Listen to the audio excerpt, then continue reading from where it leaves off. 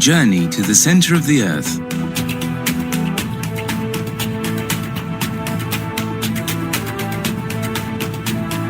My uncle sat down next to me and spoke with more excitement in his voice.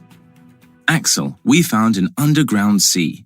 There are trees here and the bones of animals that lived thousands of years ago. When you get better, we are setting off across this sea. Oh, Axel, you can't imagine how happy I am. I could not move much for 2 days. I heard Hans building a boat for us to sail in, but I could not understand how there was light. The professor explained this to me.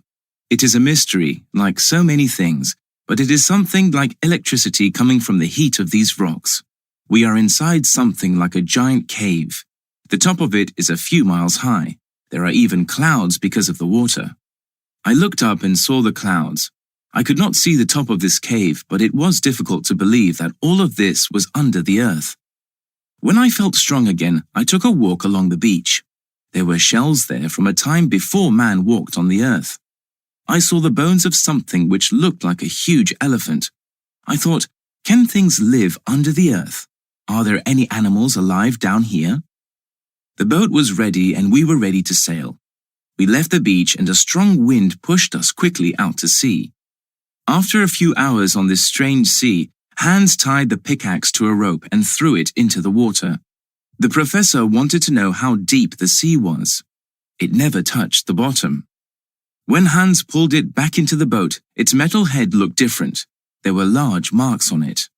What's that? Hans looked at it closely. Teeth. Teeth? Could something so big live in these waters? The professor looked at his compass. We are traveling south. If I'm right, we left Iceland when we went under the volcano. We traveled under the Atlantic Ocean and now we are under Scotland. That's fantastic. But we're still not going down. I want to go further down. Suddenly, there were huge waves rocking the boat. What's happening? Hans pointed to something dark about a mile away from us. It came closer, and I thought I saw a giant dolphin. I was wrong. It was an alligator. It came closer, and I saw that I was wrong again. It was something with the body of a dolphin and the head of an alligator. It was over 100 feet long. Then I saw a huge snake with a shell on its back like a turtle's. We heard the snake hissing and the dolphin screaming. They both dove under the water. Everything was quiet.